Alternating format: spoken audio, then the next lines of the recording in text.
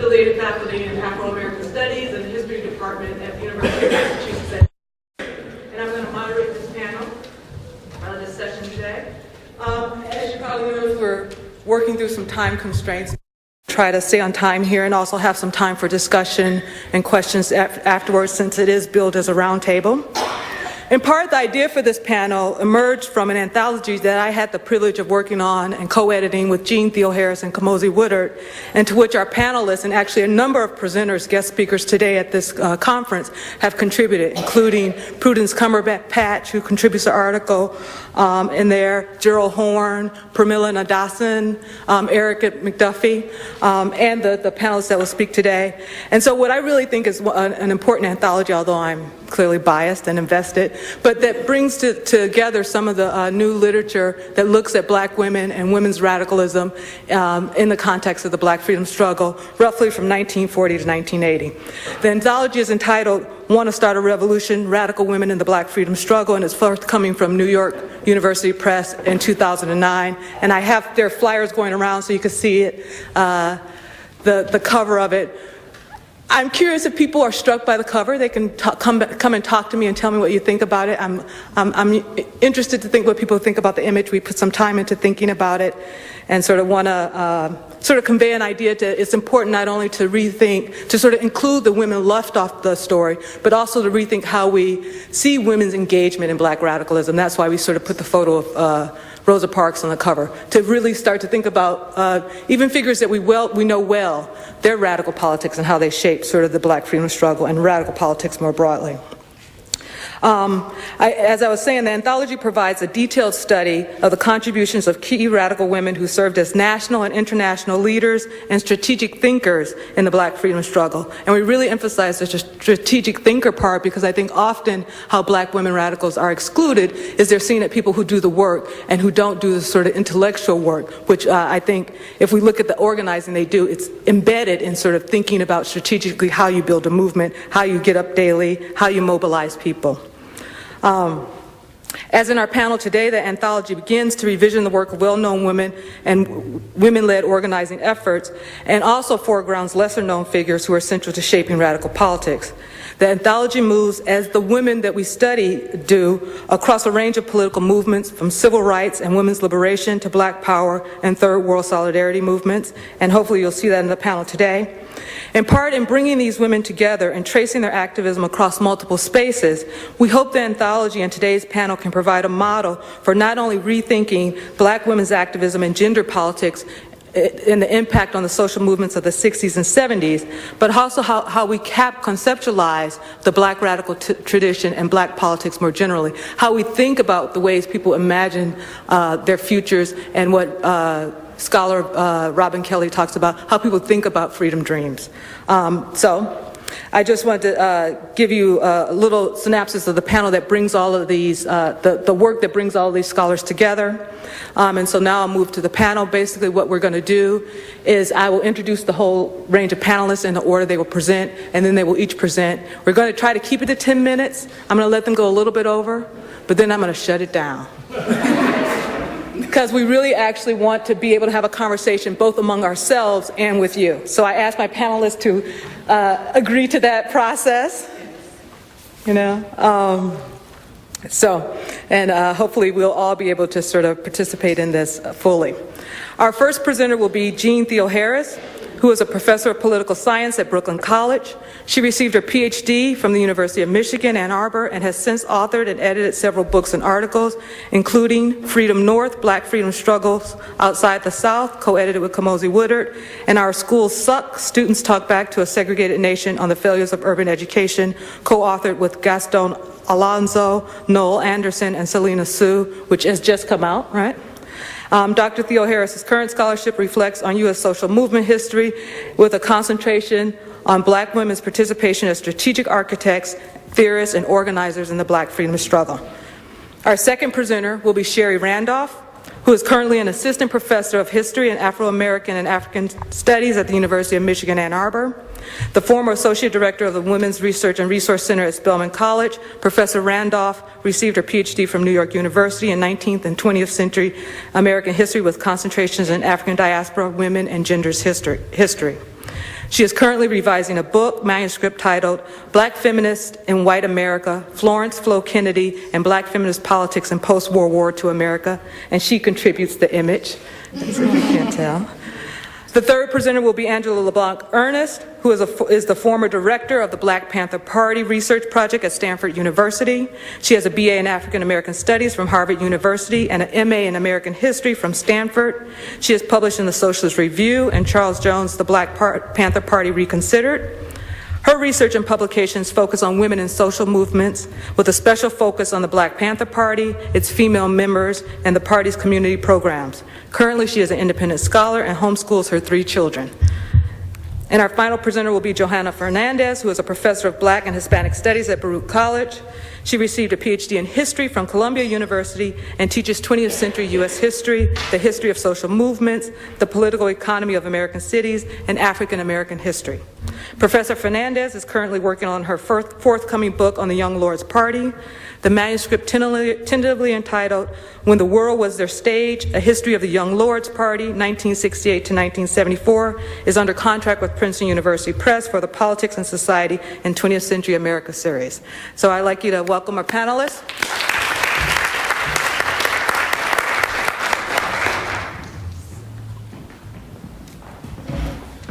Good afternoon. Good afternoon. Welcome. I could never think, Rosa Parks writes in her autobiography, in terms of accepting physical abuse without some form of retaliation if possible. When a white boy pushed her, a young Parks pushed back. The boy's mother threatened her. Quote, she said she could put me so far in jail that I would never get out again for pushing her children. So I told her that he had pushed me and that I didn't want to be pushed, seeing that I wasn't bothering him at all. Another time, a white bully started taunting the young Parks. So, quote, I picked up a brick and dared him to hit me. He thought better of the idea and went away. Rosa Parks had a fierce line of personal dignity, and according to fellow activist Virginia Durr, the courage of a lion. Yet, though Rosa Parks is one of the most well-known women of the civil rights movement, this militant Parks is a Parks we are much less familiar with. As a 42-year-old political activist, when bus driver James Blake asked her to give up her seat on the bus in language reminiscent of a young Parks, she refused. I had been pushed as far as I could be pushed. Months earlier, in fact, when other civil rights activists in Montgomery went to meet with city officials to contest the disrespectful treatment and lack of hiring of black people on Montgomery's buses, Parks had refused. Quote, I had decided I would not go anywhere with a piece of paper in my hand asking white folks for any favors. An avid public citizen who read multiple newspapers a day, Parks sought over the course of her life to encourage the leadership of young people in the black freedom struggle. Issues of criminal justice and the treatment of black people under the law and in prison were in fact one of her most long-standing political concerns that we can see here in the 30s as she begins her political career working on the Scottsboro case, and in the 90s protesting George Bush's use of the death penalty in the state of Texas. The overlooking of Parks's radicalism, I would argue, stems in part from the ways that she was made into an icon during the Montgomery bus boycott. Working class by economic position, but middle class by demeanor in some sense, she was an ideal person for the boycott to sort of coalesce around. And indeed, the boycott used a strategic image of her. So King, in the first mass meeting, refers to her as not a disturbing factor. And I quote, I'm happy it happened to a person like Mrs. Parks, King says, for nobody can doubt the boundless outreach of her integrity, the height of her character. Andrew Young echoed this, saying, she was not the first, but when she was thrown in jail, it said to all of Montgomery that none of us is safe. Thus, part of the contemporary construction of Parks, right, as quiet, as humble, as quiet. And if you remember all of the obituaries about her in 2005, they were constantly talking about her being not angry and quiet and quiet. Thus, I think flows from the strategic uses of her image at the time. Historians Marisa Chappelle, Jenny Hutchinson, and Brian Ward have written a very useful piece on Parks and the issues of respectability in Montgomery, and I quote them: "In order to reinforce Parks's image of unassailable respectability, movement leaders and the black press consistently downplayed, in fact rarely mentioned, her involvement with the NAACP or Highlander. Indeed, at Holt Street, Martin Luther King appeared concerned to distance Parks from her own history of political engagement." Thus, the construction of Parks's respectability, which proved key in many ways to the success of the boycott, to the mobilization and kind of unification of the black community in Montgomery, and in the ways that it helped deflect Cold War suspicions of such a militant kind of grassroots action, turned in part on obscuring her kind of long-time political history before it. Thus, her militancy in many ways was played down in service of the movement, but then would take on, I would argue, a life of its own, both during and then subsequently.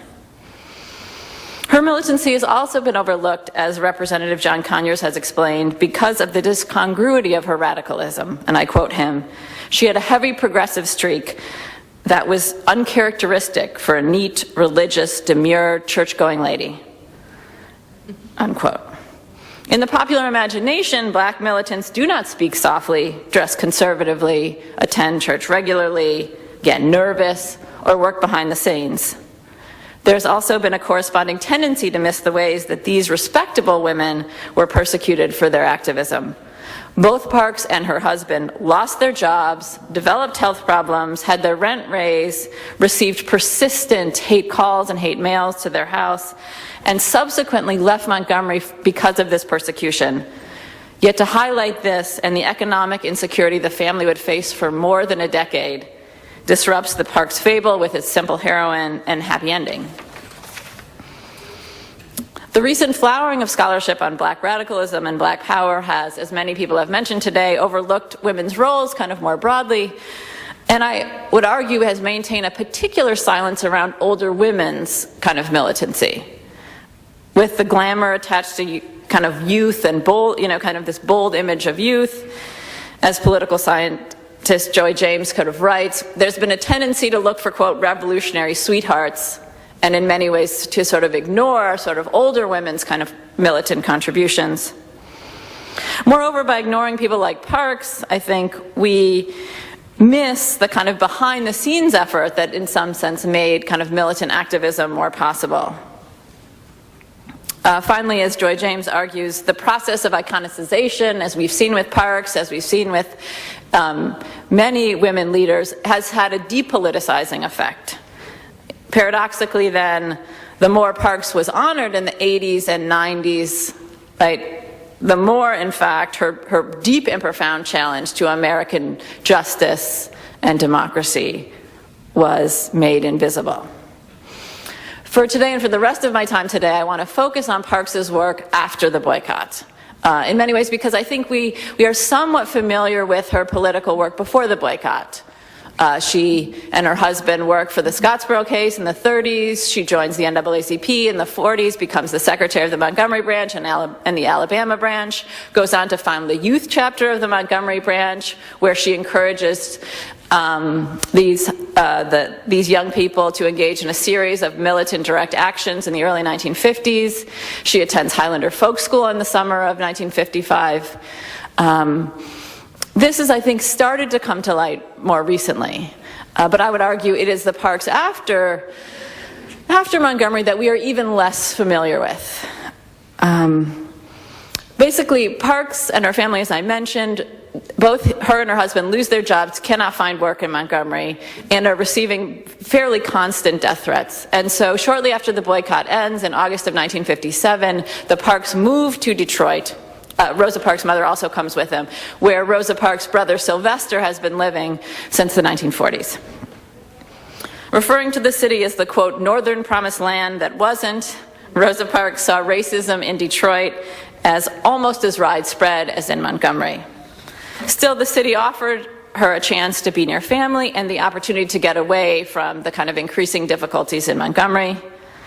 They moved to a neighborhood, and I quote her, that was, quote, almost 1,000% Negro with the exception of about 2 families. In fact, I suppose you'd call it just about the heart of the ghetto. So in Detroit, they get there in 57. She's still receiving constant hate mail and hate calls, even in Detroit, right? And so I think this notion that you get to the north and somehow these problems go away is in some sense a kind of myth. In 1963, she would join King at the front of Detroit's Great March of Freedom, which which happens a couple months before the March on Washington, in many ways is seen as kind of the precursor. There, King reminds people of the kind of connections between kind of racism in the North and in the South, and Parks would echo this in many of the speeches she's giving in this period too. She then becomes interested in John Conyers' bid for Congress, and in many ways is part of why Conyers gets elected in 64. She convinces King, who's not doing any political endorsements, to come to Detroit. And so in 1965, Rosa Parks gets the first paid political job of her career, working for Conyers in Conyers' Detroit office. I wanted to end by talking about the image on the book that Dayo passed out, and that is an image of Parks at the Gary Convention. And I think we often forget that Parks continues to have this sort of long career well after Montgomery, well after even the 60s. And so there, what we see is Parks at a book table at the Gary Convention. A well-known black photographer by the name of Leroy Henderson kind of recognizes her and sort of snaps this candid shot of her kind of looking admiringly at Malcolm X. And Malcolm X had been a kind of long-time favorite of Parks. She had met him right before he died and gotten him to sign her program, and had a kind of long-time sort of respect and admiration for him, and did not see that as at all contradicting her longtime respect and admiration for King or for Conyers or for Robert F. Williams. So in many ways, I think Parks also helps us kind of complicate the kind of dichotomies we often see between civil rights and black power, nonviolent and self-defense. And so, thank you.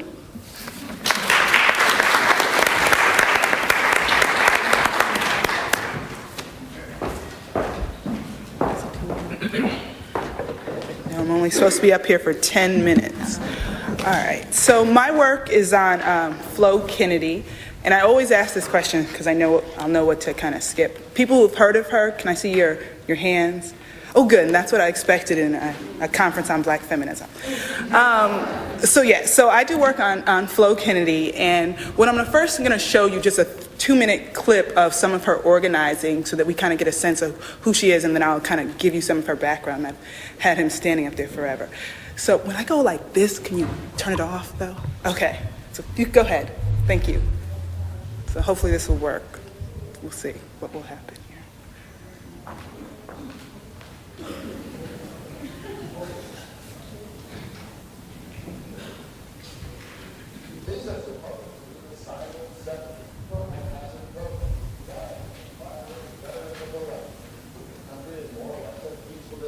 Volume up.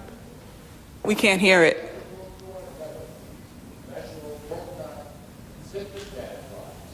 Such a gadfly is this person, Florence Kennedy, who calls herself Old Black Flo, and is ready to take on the establishment at the drop of one of the many outrageous hats she wears. Whether it's championing blacks or women or homosexuals or prostitutes, Flo is out there with her verbal brickbats attacking. You cannot have reverse discrimination until we catch up. Until black people have lynched as many white people as white people have lynched.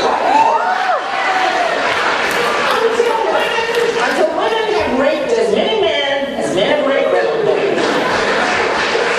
Until women and black people and homosexuals and farm workers and domestic workers and handicapped people and old people and kids have been able to be in charge of discrimination to the same degree that the people who keep them out. Outrage is Florence Kennedy's stock in trade. Outrage over minority rights. It's a commodity or talent that can pay big dividends. For Flo Kennedy, $60,000 or $70,000 a year on the national lecture circuit. A lot of it is poured right back into her favorite causes. Her clothes match her personality. Outrageous. Here she wears her coyote skin coat, and she's a supporter of a group called Coyote, an association of prostitutes. Coyote is an acronym for Call Off Your Old Tired Ethics. Happy birthday to me! Happy birthday to me! And so, on her birthday, heavily attended by New York's radical chic crowd, Did you see what Sheri gave me? It's fabulous. I can't get all of it. So beautiful. Flo trots out her defense of prostitutes with a little ditty. Everybody needs a hooker once in a while. Her defense of prostitution is carried to the young minds of America. Brown University. How dare the government make criminal the one activity that you can do without more than a modicum of training? And which brings a larger revenue, which many women have chosen to go into. I'm not going to say they're bad women. I don't care what feminists say about whores. I wish you'd hear what some of the whores say about the feminists. Turn it off now? Can you turn it She off? practiced law successfully, but All right, so you get a sense of who Flo Kennedy is and why I was attracted to her. As the video would go on to say, she was a lawyer. She's most known for her connection to the predominantly white feminist movement, one of the early members of NOW, also for her connection to black feminism, one of the founding members of the National Black Feminist Organization. But what I do in the article is kind of make her connection between feminism and black power more evident, and her larger connections between the black freedom movement. So she was a lawyer for Assata Shakur, H. Rap Brown.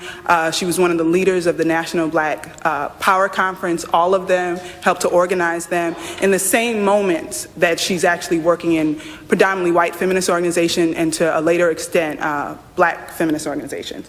So what I'm going to do quickly is I'm going to kind of give you the high points of the article really briefly, and what I try to kind of demonstrate in 1967 as a really key moment for this connection and these alliances. So this is the National Black Power Conference in Newark that happened right after the Newark riots. Flo helps to organize them. Mary Baraka, as you can see in the picture. There are tons of people here. H. Rap Brown. In the back, you could see Ron Karinga. There's also all these people in the front who are also involved in the NAACP, SCLC. So she's helping to kind of organize that meeting. In that same moment, she's also, because in 67, that's when the NOW New York chapter is found. So she's also a key part of that chapter that has Shirley Chisholm, Pauli Murray, Betty Friedan, and so on. And here she is organizing one of their first protests against the New York Times sex-segregated ads. So I'm going to go really quickly. And so I'm going to bring you back to the Black Power Conference, because all this is happening in early 67. She's traveling back and forth between NOW meetings and Black Power meetings. But also, which to a lesser extent we don't talk about with black women, she's also going to anti-Vietnam War meetings too, that are run by black people, who are run by white people, and so forth. So she's going to all these meetings kind of in the same time, building alliances, working in various moments. But going back to the Black Power meeting that happened in the summer of 1967, there was kind of a few commotions that happened. One of the major commotions that I look at in this article is the commotion that happened when Flo Kennedy decides, and I was thinking something that Jeanne said about how older black women's radicalism kind of gets overlooked, and I was thinking that's a really good connection to Flo, because in this moment, she's in her upper 50s in this moment, and she's really in NOW and in the Black Power movement, serving kind of as a mentor, but not I think in the traditional way that we might even see Rosa Parks, because she's operating in a very interesting way. But she's definitely serving as a mentor. And what she decides to do is bring NOW young women such as T. Grace Atkinson to the Black Power meeting. Now, you can imagine that this causes an uproar because it's supposed to be an all-black meeting. So she brings them, and Queen Mother Moore, of course, gets very upset and says, these women have to leave. Flo and her get into an argument. There's a lot of commotion over this. And Flo finally wins the battle. And these women from now get to stay at the meeting. And in this meeting, they get to hear a lot of things. Well, T. Grace actually stays. One of the women just jumps out because she's like, this is too much commotion. But T. Grace Atkinson, and for those of you, have people ever heard of T. Grace Atkinson? Okay, she's one of the founders of like radical white feminism. And I'm gonna talk about that a little bit. She's in the meeting and she listens to all the Black Power activists kind of come up with strategies. And she says this affects her profoundly. So I'm gonna move forward. We move forward to the National Politics Conference that happens in Chicago just a week later. And many of the Black Power conference organizers and people who participated, Flo Kennedy to Rosa Parks to Floyd McKissick, H. Rap Brown, the list goes on of the different types of Black people who participated, but also members of SDS, liberal Democrats, all come to this meeting to kind of figure out a way so that they can still be active with the Black freedom movement given the rise of Black Power. And so all of these activists are there, but also white feminists are there too, like the Shulamith Firestone, T. Grace Atkins, and so forth. Flo organizes, again, a bus of white feminists to go on a bus that's organized by Black nationalists. And on that trip, they learn again about Black nationalism. So we move forward. So at that meeting, the Black Power activists decide to actually break off, and they form a Black caucus where they're going to discuss kind of ideas and how to engage the predominantly white left movement. And these are some of their demands. So they ask for white civilizing committees in all white communities to eliminate racism, support for all wars of national liberation around the world, and 50% of the voting power on all convention committees. And they threaten to walk out if their demands are not met. And that's really key.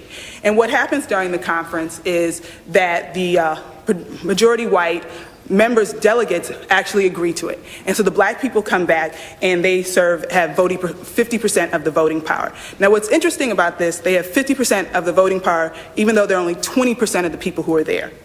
And they argue that they're dying on the front lines during riots and rebellions. They're doing the frontline work. They're the vanguard of the movement. Therefore, they should be the vanguard of the leadership.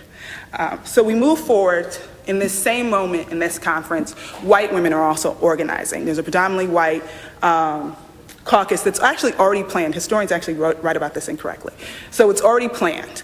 And it's in the mode of they're just going to talk about the Vietnam War. But the women at the conference actually try to press that workshop to talk about larger issues, particularly about, the growth of a Black liberation movement. Well, no, I'm sorry, the growth of a women's liberation movement. Okay, I have 2 minutes, great. And they argue they're 51% of the population, therefore they should have 51% of the vote. Now, the predominantly white conference actually votes that down. So they weren't, and this is like a key moment for those of you who know radical white women's feminism. This is a key moment. Flo is actually meeting again with many of the women from now, and she's encouraging them to write a letter that actually puts in all of these things: anti-racism, feminism, and kind of a stance against the war. And she positions now as an organization that women can join that can do all of these three things. And they send out letters and so forth. And this letter isn't often talked about, but in my research it came up. Of course, when they get back to now, let me bring you that. People like Betty Friedan are very upset about that. And they said this is done without consulting them. And they don't really want to have any part in the connecting of these three things: feminism, Black power, and anti-war movement. But this doesn't stop Flo or T. Grace Atkinson of wanting to bring Black power and these issues back to now, and for this to be an issue that's connected to the burgeoning feminist movement. So Flo and T. Grace helped to organize this conference that has Black power activists. And of course, again, in this moment, it's met with great hostility. And these are the written notes in now that I had in my research, and you can see it says, when they're kind of describing some of the things that come from the conference, this is what the secretary writes down: "You are oppressing me," and you see how oppressing is spelled phonetically. "Insane speech, Adam and Eve. Blacks should have babies until they reach white pop. White women envy Black women's hairstyles." Like, this is the sum. And then where it says Vertus May Smart Grosvenor, "Did she come?" And so it's a very dismissive attitude about kind of the Black power ideas that are being kind of presented by Flo Kennedy and some of the younger radical feminists that she's trying to influence. So of course, as the story goes, Flo eventually leaves the organization. Thank you. This is my last slide. I'm closing up soon. She eventually leaves the organization, and she cites one of the many reasons is the distance and hostility that Betty Friedan has to Black power. And the way this story is normally told is that young radical white women leave now and form, oh, see, that's my timer. They leave the organization and they form the October 17th movement, which later becomes the Feminists. In reality, Flo, a Black woman, is the only person who leaves with T. Grace Atkinson and forms one of the early radical white feminist organizations. And the organization starts off actually centered on anti-imperialism and ending racism, which changes kind of the narrative of what we actually think of white radical feminism. So in the beginning, it's supposed to be dissident members of the National Organization for Women have organized the young, the Black, the beautiful is supposed to be white women, we can talk about that, into a new group called the October 17th movement. The new organization will be an action coalition of the student movement, the women's movement, and the Negro movement. So really based on alliances and, kind of confronting all of these various issues. So I am going to, because I'm exactly on time, see, guys? I'm going to kind of end there, just making kind of what we can take from this in closing. Through Kennedy, Black feminism, with its emphasis on interconnection between racism and sexism, is not a marginal discourse in the post-war radicalism, but rather a central force helping to shape both movements. Black feminism is not simply just dotting the historical trajectory and responding to the sexism of Black nationalists or the racism of white feminists. It's doing more. It's actually trying to stand in as an explanatory force. And I hope that Flo Kennedy helps us to see that hidden history. Thank you.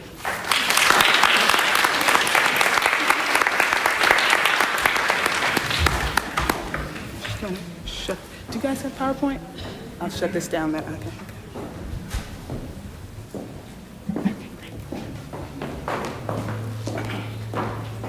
Good afternoon, everyone. Unfortunately, my co-author, Erica Huggins, couldn't be here today, so I'm doing a little double duty. And I'm one person standing here, but I'm actually representing two of us. The title of our article in the anthology is Revolutionary Women and the Black Panther Party's Oakland Community School. When one imagines the Black Panther Party, a revolutionary organization which originated in Oakland in 1966 and lasted until 1981, most people probably imagine a group of angry African-American men carrying guns and wearing black jackets and black berets. Fortunately, recent literature on the party has begun to reframe this stereotype. In fact, most interesting is the fact that scholars are increasingly publishing studies about female members and local chapters. Similarly, a few scholars have begun studies of the Oakland Community School. Our work combines the two by exploring the role of women at the intersection of party history and community organizing, revealing the critical role women serve not only in the party, but also the school, and by extension, the local community.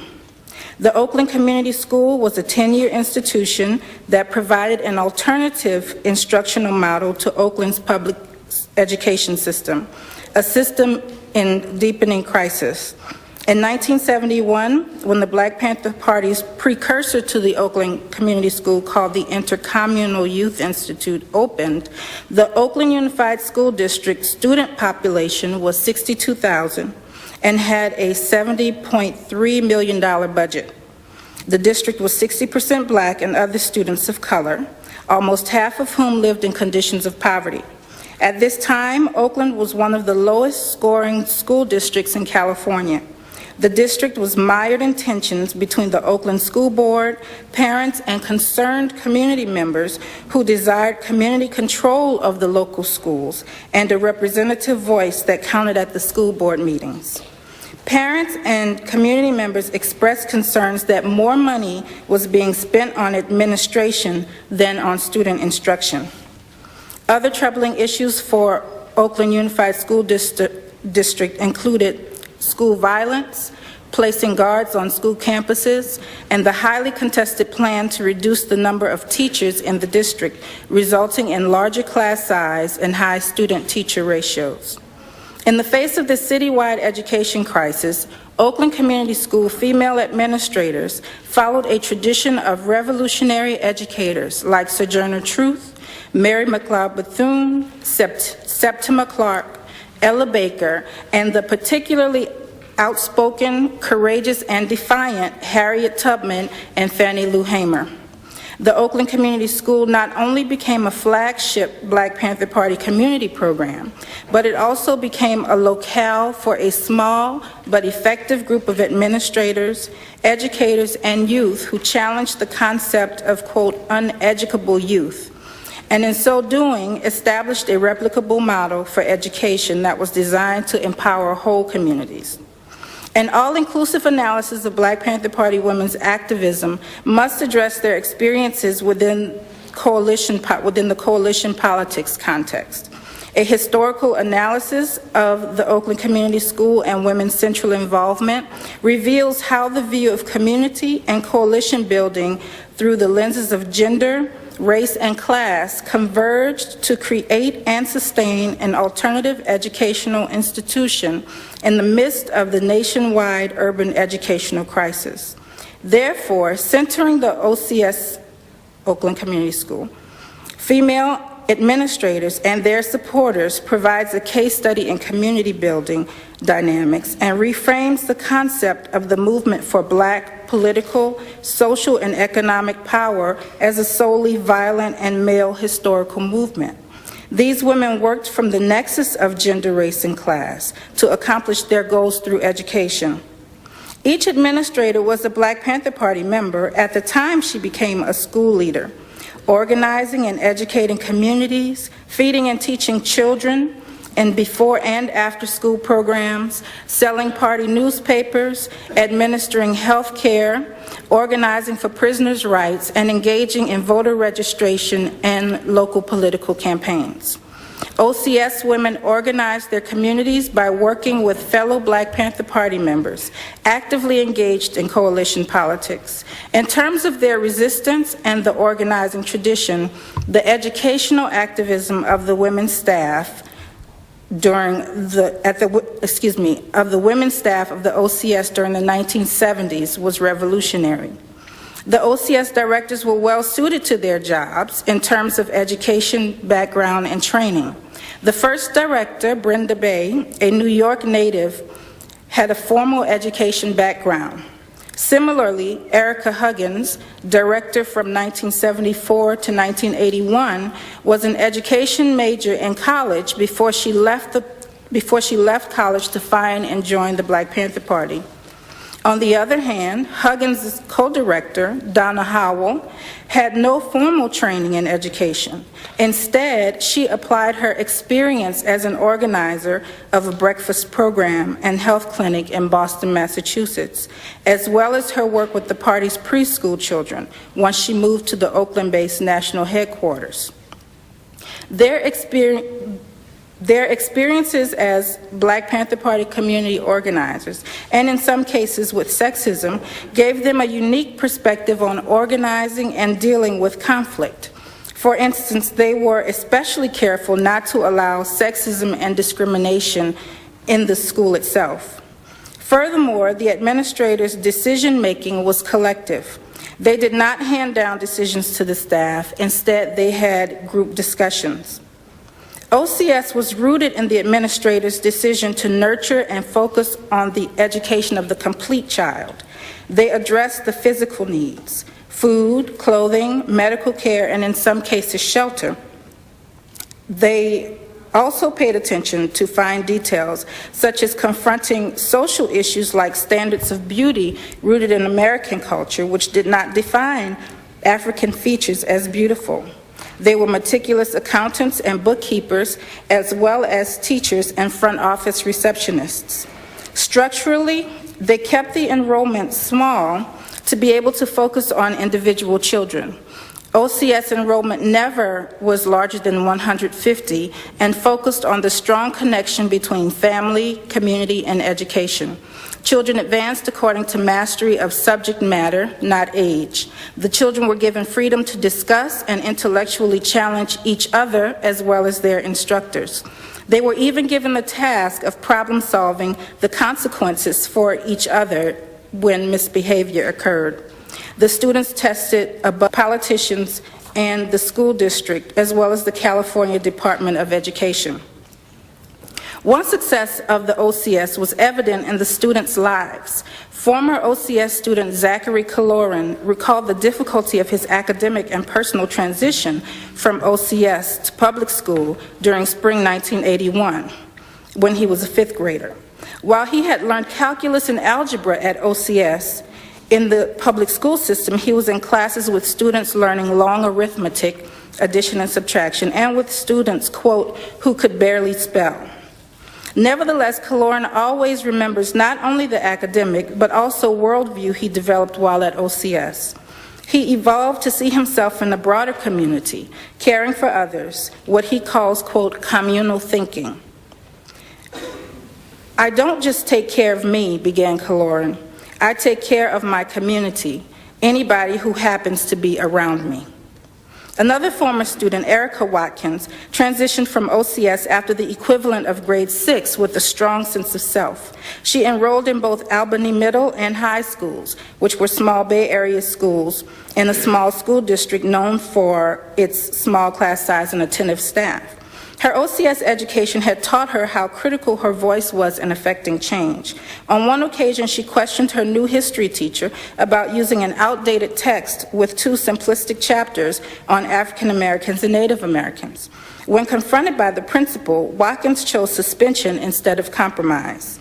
Ultimately, the teacher apologized and asked Watkins to coordinate the school's first Black History celebration, during which she used poetry, songs, and stories learned at the OCS. Erica had taken revolutionary action for her and her peers' education. The impact of women in leadership was so strong, the impact of women in leadership of the Oakland Community School was so strong that decades later, Watkins echoed the sentiments of other students when she said, quote, it was the women of the Oakland Community School, like Donna Howell, Jeanette Keyes, and Carol Rucker, who inspired me to be the woman I am today, end quote. The community-based OCS had accomplished its larger goal, to educate youth to be critical thinkers who, in their own way, would help to transform their world. I'll conclude by highlighting a couple issues Erica and I confronted during the process of writing through Erica's lens of participant and mine as a historian. We each transformed intellectually and personally. It was not just about what we wrote, but also how we wrote. At some point during the writing process, we were confronted with the questions of agency. We realized that we were writing from multiple fronts simultaneously. We were writing the ideas, actions, and voices of women and children into Black Panther Party history, thereby broadening the definition of revolutionaries. Also, we grappled with the reality of how women's voices in academia are often overshadowed by men's. We dealt with the challenges of collaboration, including finding the balance between academic and participant history. As a participant in the history we were writing, Erica grew to embrace the historical research process as we began placing her and other women's experiences in context, while I was able to get clarity on some of my prior interpretations of primary and secondary published sources. Finally, as a homeschooling mother of 3, all of a sudden I found myself engaged in the experience that OCS women had in terms of teaching the children, learning new information, juggling children, conferencing to resolve problems, while Erica was in the midst of graduate teaching, master's thesis research in sociology, caring for her children and mother.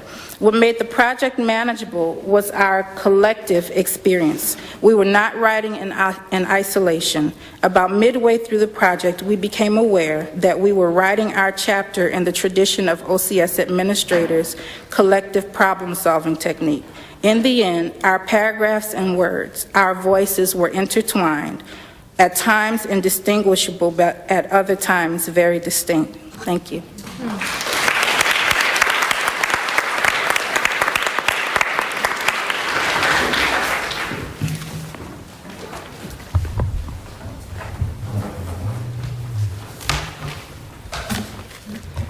Hello, everyone.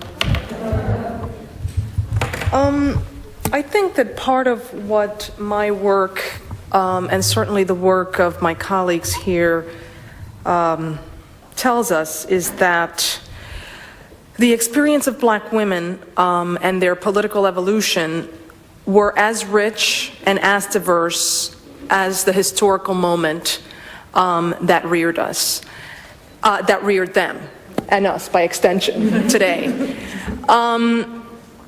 And that's really documented in the lives of these fascinating women.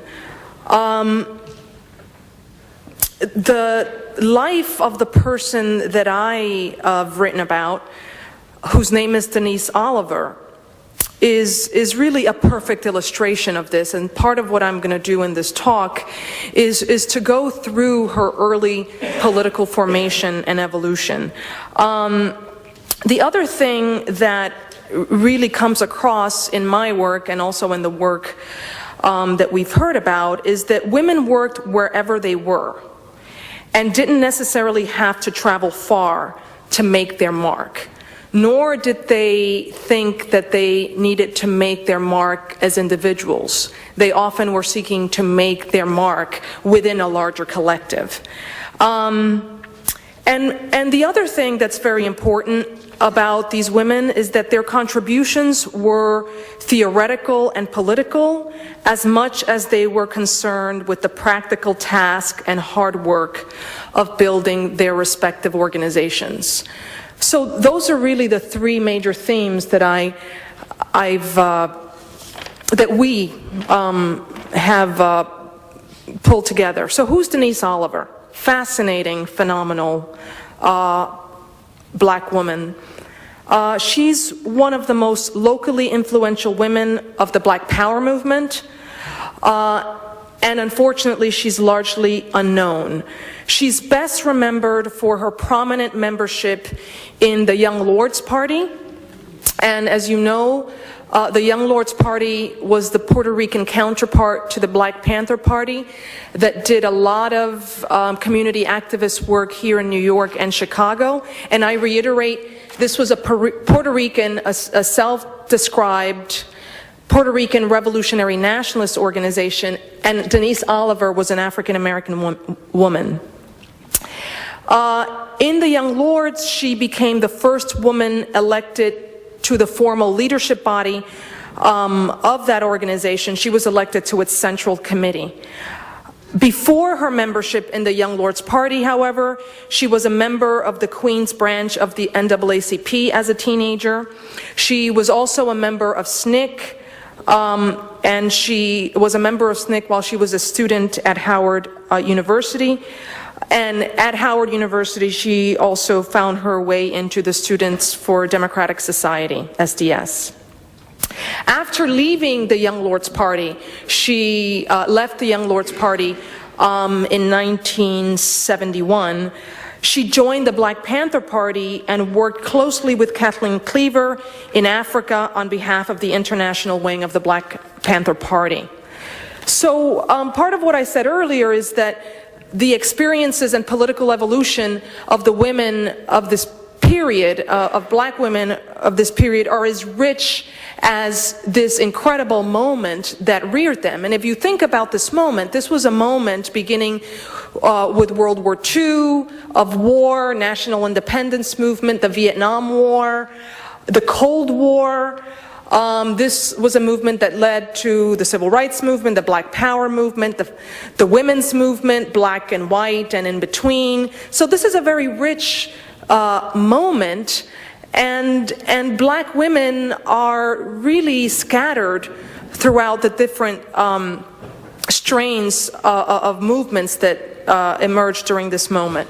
I want to talk a little bit about her father, who had an enormous influence politically on her. Her father was a Tuskegee Airman, one of the few. He fought during World War II, and upon return, he was beaten within an inch of his life outside his military base in the South.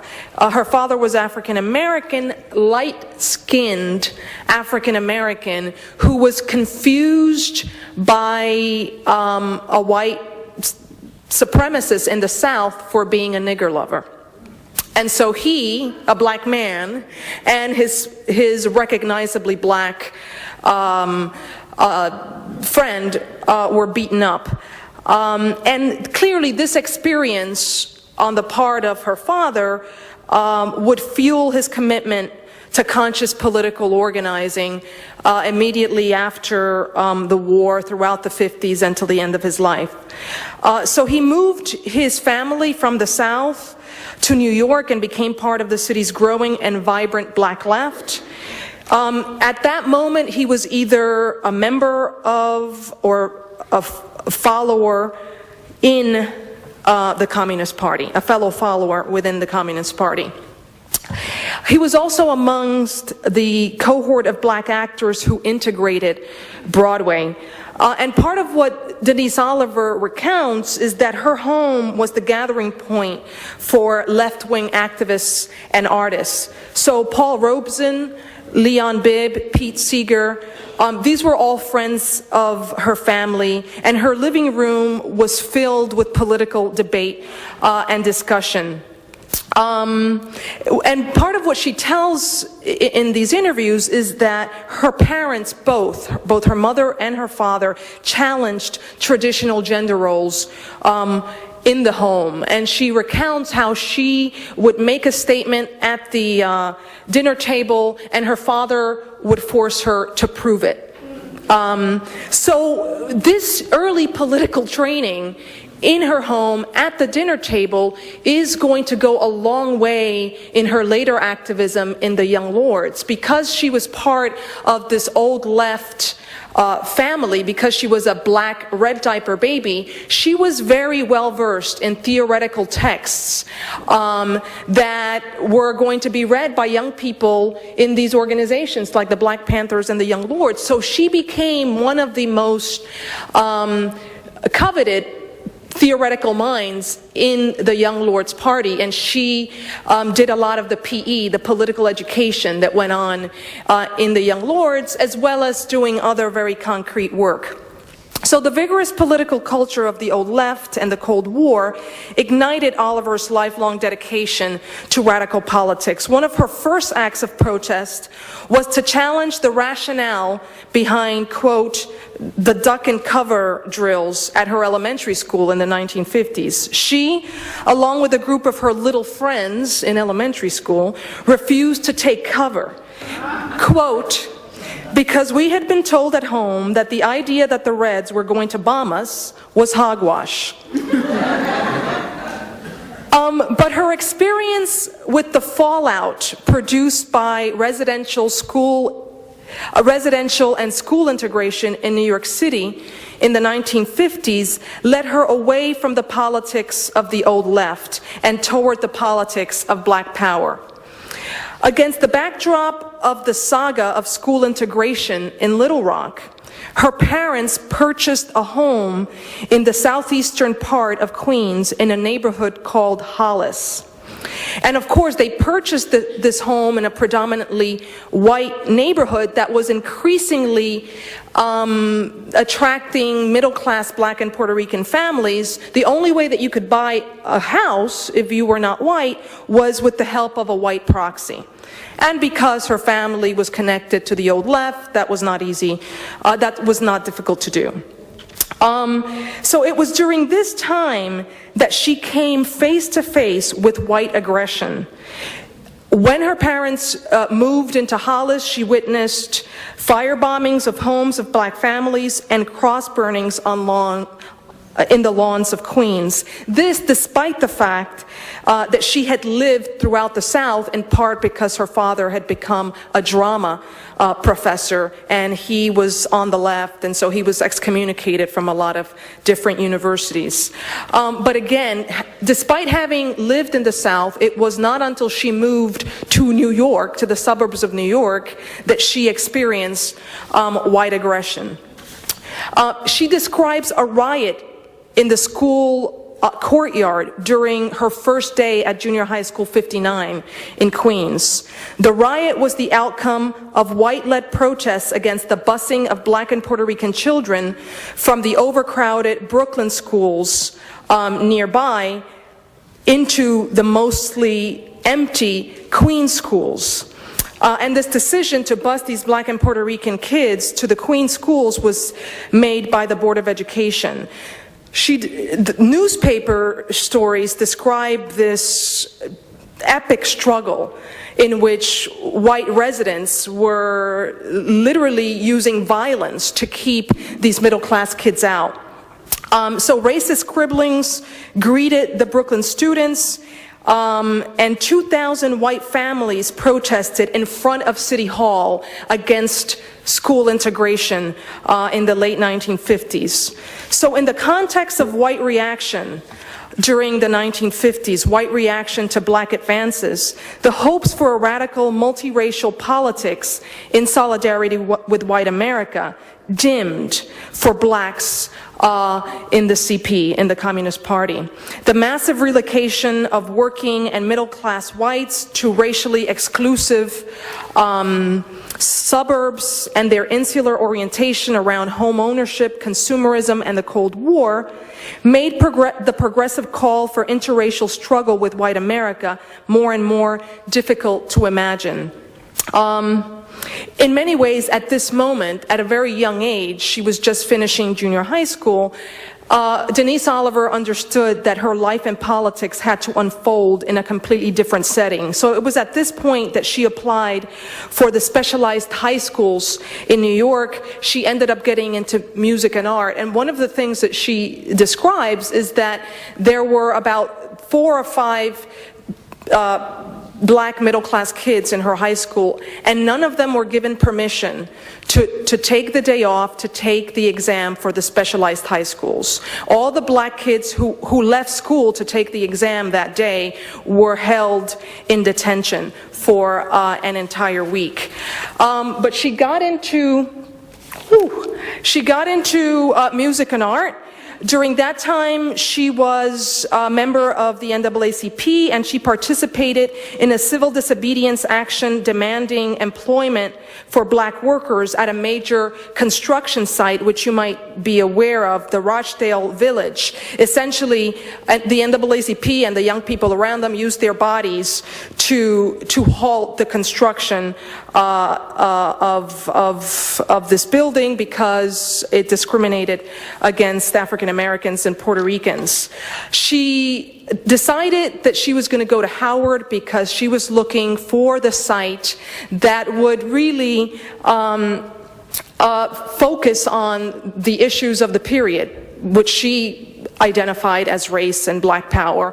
Upon arrival at Howard, she realized that Howard was run by the beige aristocracy and was more conservative than the schools she had left behind in New York. And it was there that she joined H. Rap Brown and others in the movements to turn Howard University into a Black college when it had been what she calls a Negro institution. She ended up in Old Westbury, where the Young Lords organization was being formed. And because she had this very expansive politics that was internationalist in scope, because her experience at Howard really gave her a sense of the diversity of the Black diaspora. She talks about how at Howard there were plenty of students from the West Indies, from Puerto Rico, from all over the Black world, and the coming together of the Black diaspora with African Americans who had a bone to pick here in the United States with Uncle Sam really produced the most dynamic movement that she had ever seen.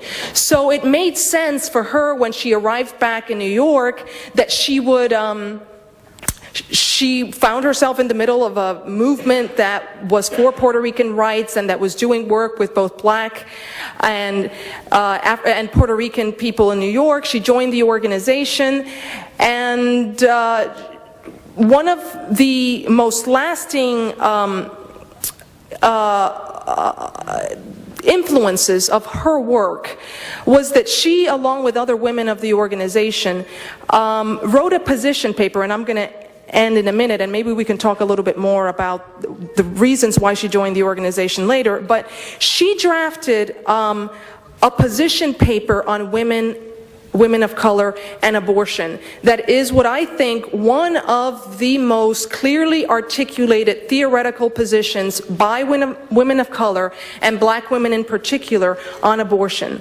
This position paper, which is called Women of Color and the Young Lords, calls for equitable health care for all women, child care, community control of abortion clinics, contraception, education geared at raising consciousness about state-sponsored sterilization campaigns that targeted Puerto Ricans in Puerto Rico and African Americans disproportionately, and essentially made the argument that you can't really think about women's issues or abortion outside of the context of the complex web of forces, race, class, gender, and state-sponsored sterilization that affect women. So the Black Panther Party and the Young Lord position on abortion is that really you can't say yes or nay to this, because following Roe v. Wade, plenty of black and Puerto Rican women were actually killed during abortion procedures because they were having abortions in hospitals that were falling apart. So this is really one of the few contributions of this African American woman to the movement, and we can talk about others later on. Thank you.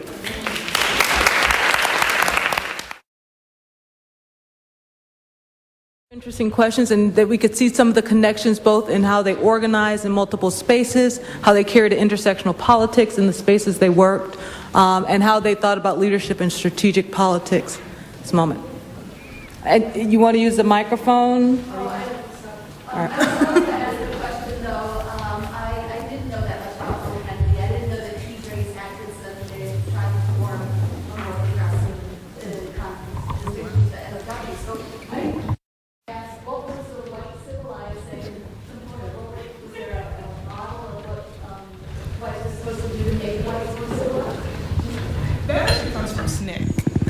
So, like, when that was in the New Politics Conference, and the caucus broke off, of which she was a part of, but a lot of people were a part of that. You know, Floyd McKissick was a part of it, a lot of H. Rep. Brown was a part of that. But so was Rosa Parks. Do you know? So it was different people of different politics. And so SNCC had come up with white civilizing committees and thought that white people should break off and organize in white communities around anti-racism, to make white people less racist. And that was supposed to be their job in organizing that in the late 60s. And so that wasn't necessarily Flo's idea, but the Black Caucus idea. Were there any results from that? I don't know, I couldn't. You mean at that conference? Any results from that, or in terms of? I think it would be so interesting to study just that concept of white should work within white communities to make them less racist. Has there been any follow-up of, was that a Well, I don't do work on that, but we saw that some white people went to work like in the Appalachian Mountains, and there are two problems.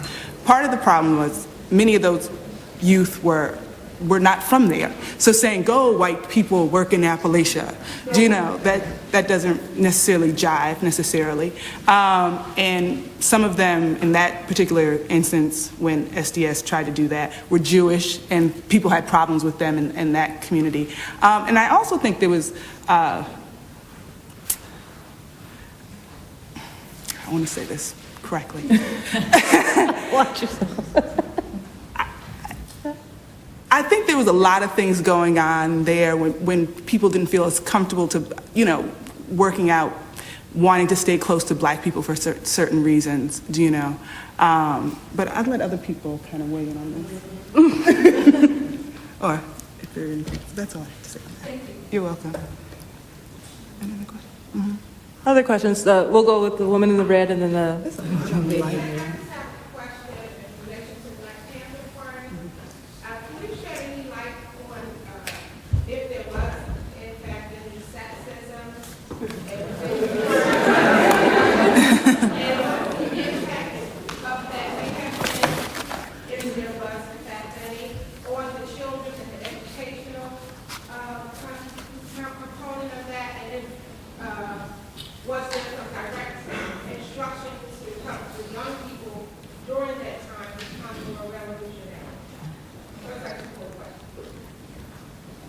Give me your second one again. I'll start with it's easier to start with the children. During the school component, was there any direct instruction to teach the children to become more revolutionary? And you can answer that in terms of sexism as well, too, what role that played into children's school? Okay. First, in terms of teaching them to be revolutionaries, the Oakland Community School, and I didn't have time to say this, but the Oakland Community School evolved out of an earlier structure. And initially, Huey Newton had decided that they wanted to create the Intercommunal Youth Institute with the purpose of training youth. And I think at that stage is where you see kind of the more intentional training, incorporating ideology into their English classes.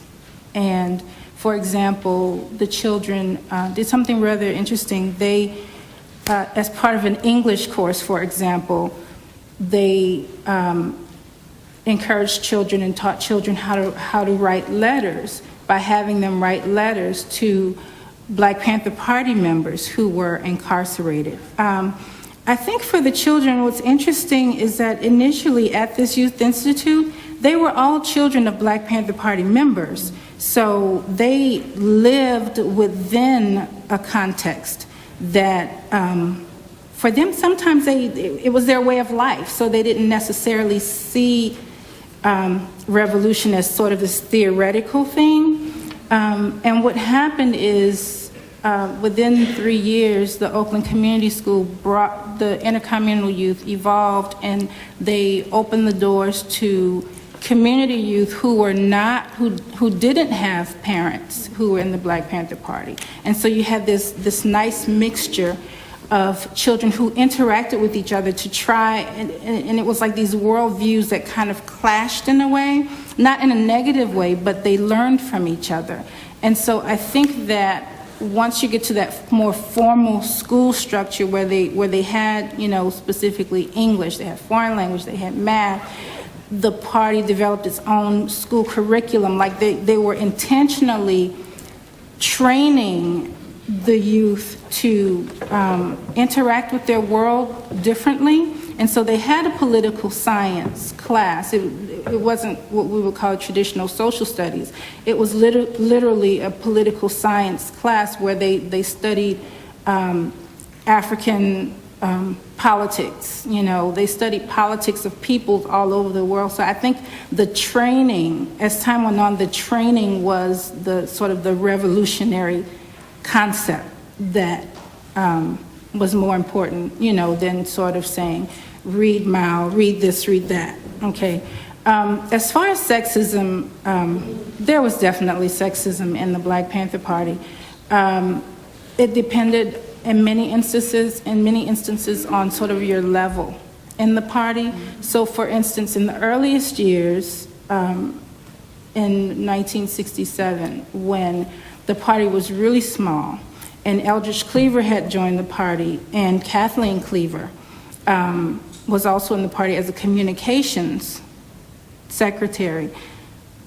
Because it was small, there wasn't much opportunity, for there to be sexism in the traditional way that we would think about it.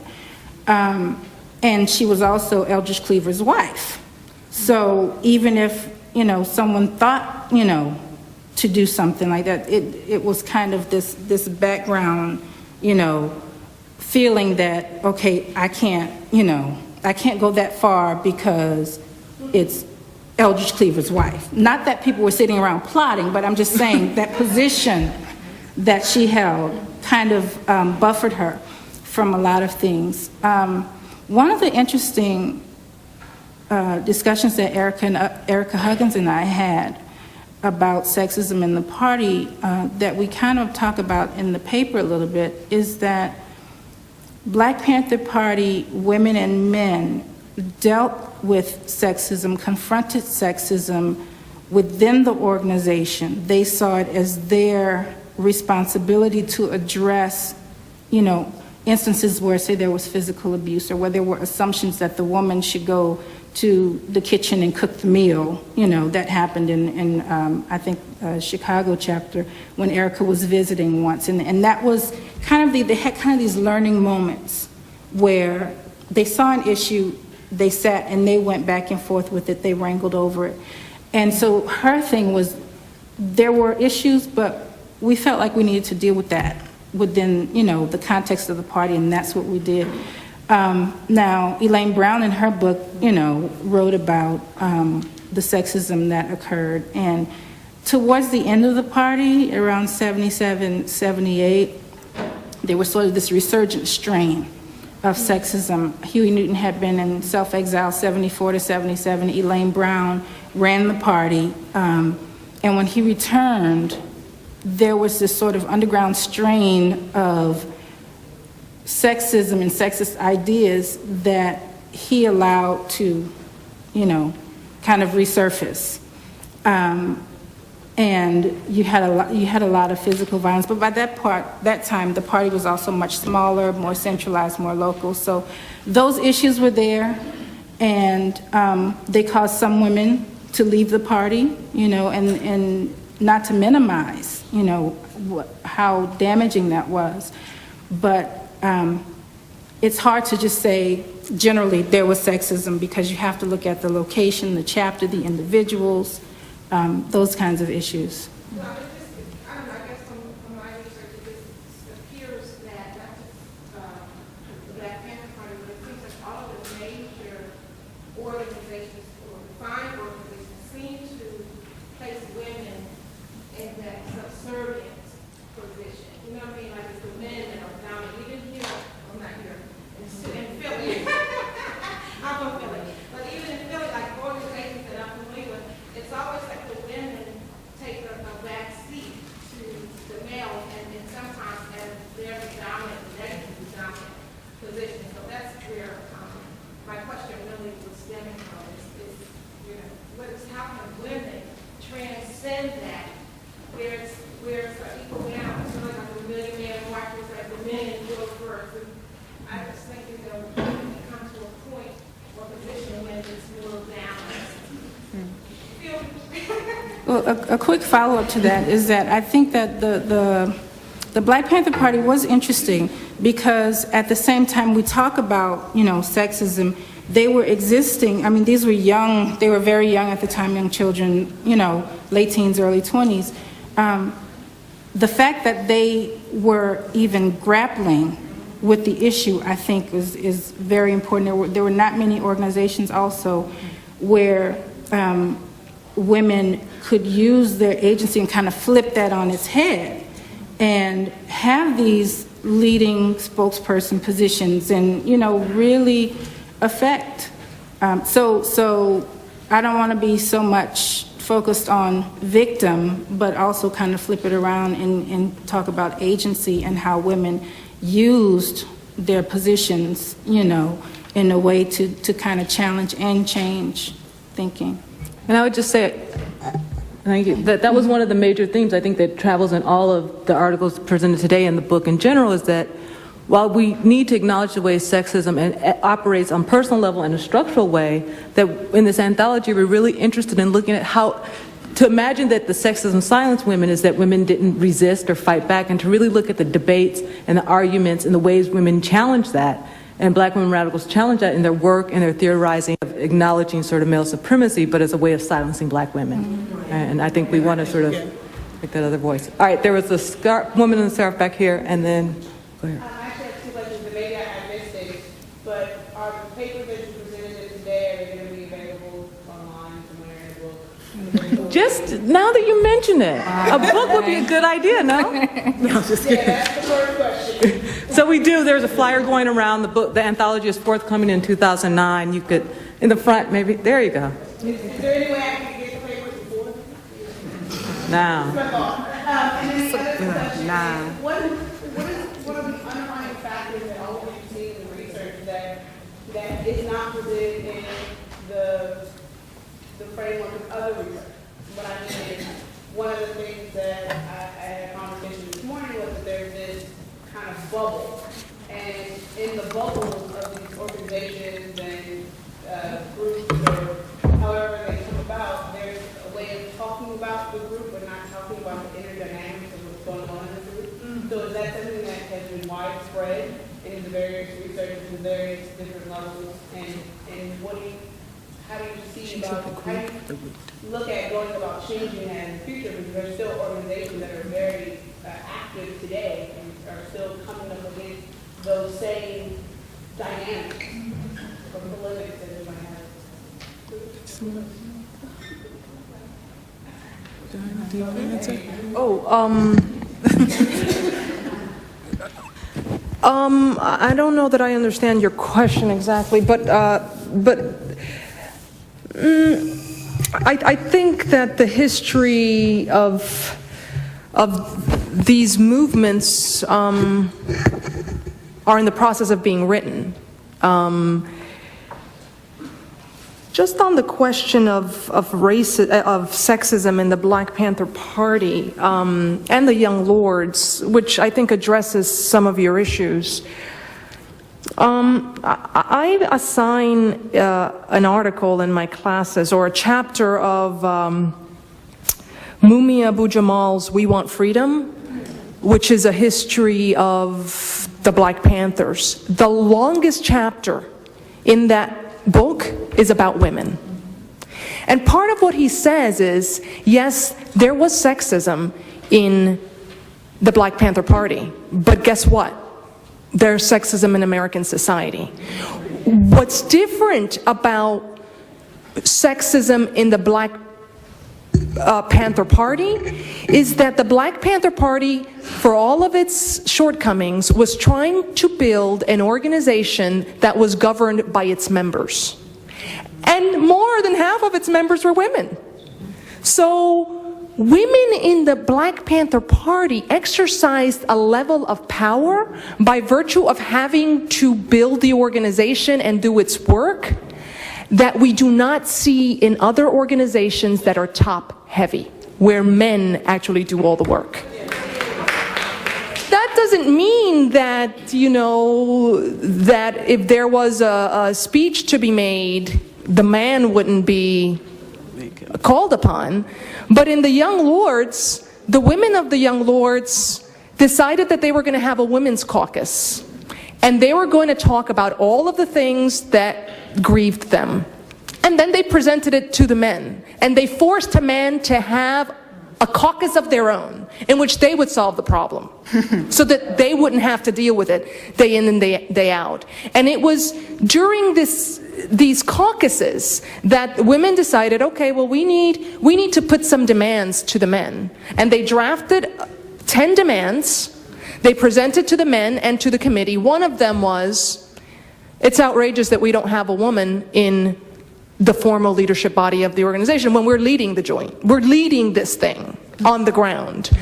So what you see is because this was a moment really in which people were trying to recreate their society in the moment, It opened up enormous possibilities in the context of existing oppression. One of the things about that you were mentioning is that the young lords and the Black Panthers, they were like self-flagellating. They were very religious.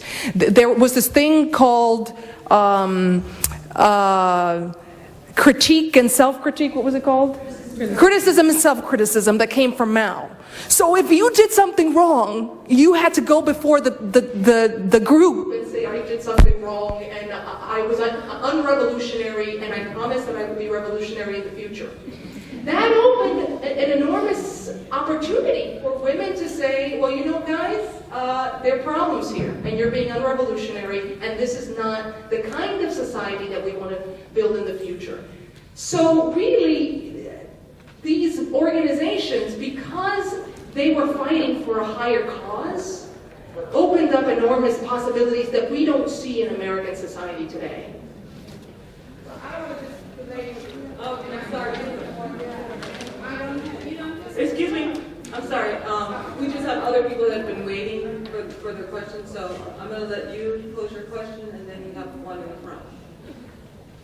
From literature that I've read written by African American women, and two people who I can think about, Bell Hooks and Maya Angelou, when African Americans attended schools where there were only African Americans attending and the teachers were African Americans, they learned better in those situations.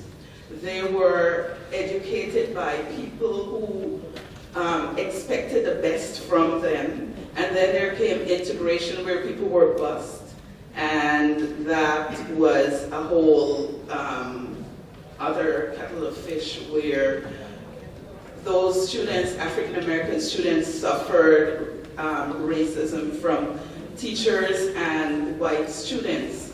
So my question is, what do you think of the idea of schools where children are educated by people who look like them, who care about them, where the curriculum is tailored to teach them about their history, their culture?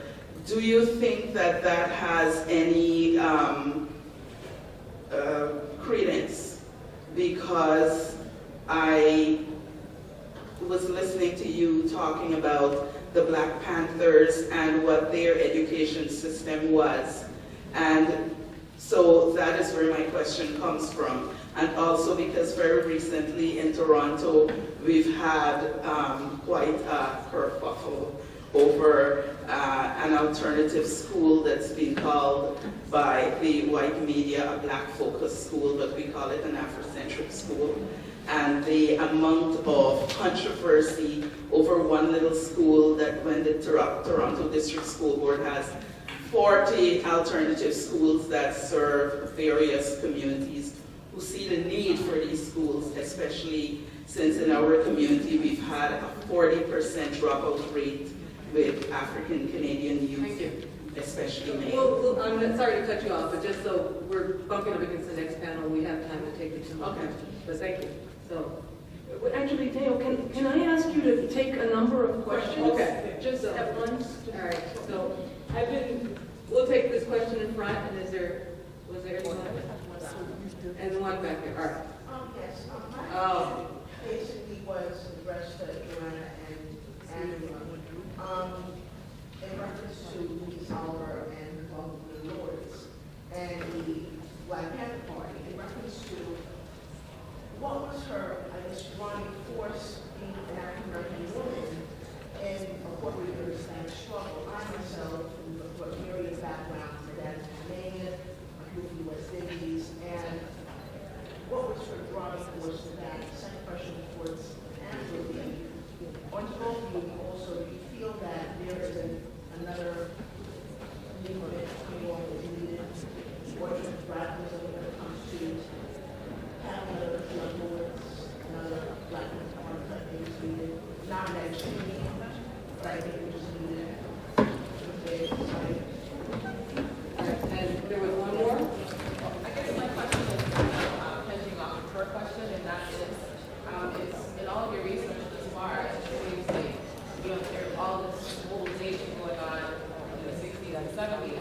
there's nothing that's really happening now. I'm wondering, in your opinion, what do you think it would take to ignite our Black community to demand better health care, better education, and to kind of eradicate this disproportionate situation within our own community? What do you guys think it would take to ignite a mobilization such as that? Thank you.